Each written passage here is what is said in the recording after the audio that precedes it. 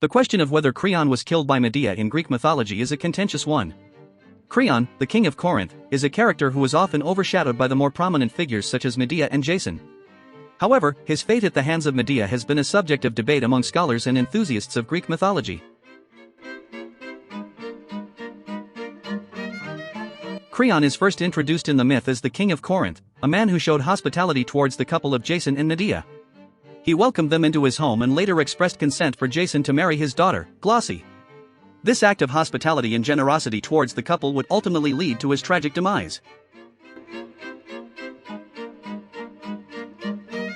Medea, a powerful sorceress and vengeful woman, was deeply scorned by Jason's betrayal and abandonment. In her rage and desperation, she sought revenge against those who had wronged her, including Creon. After Jason abandoned her for another woman, Medea concocted a plan to exact her revenge on not only Jason but also his new bride and her father, Creon. The events that unfolded next are crucial in understanding the fate of Creon. Medea, in a fit of vengeful rage, sent a poison robe and crown as a gift to Glauce, the daughter of Creon and the new bride of Jason. Upon putting on the robe and crown, Glauce was immediately consumed by flames, leading to her untimely death. Creon, upon witnessing the horrifying scene, rushed to his daughter's aid, only to suffer a similar fate. As he attempted to rescue his daughter from the engulfing flames, Creon was also consumed by the fire and ultimately burned to death. The question arises, was Creon directly killed by Medea, or did he fall victim to the consequences of his own actions and the chain of events set in motion by Medea's revenge?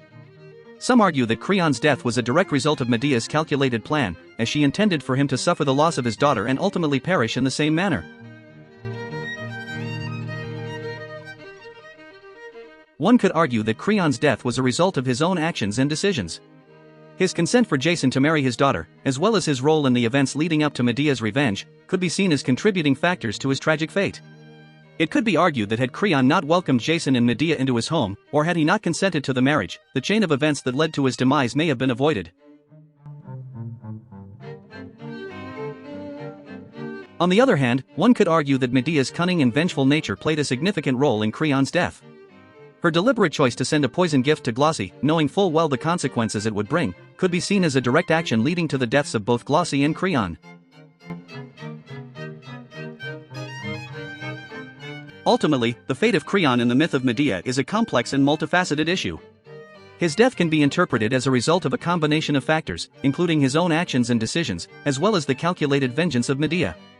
Whether Creon was directly killed by Medea or fell victim to the consequences of his choices, his tragic demise serves as a poignant reminder of the destructive power of revenge and the collateral damage it can inflict on those caught in its path.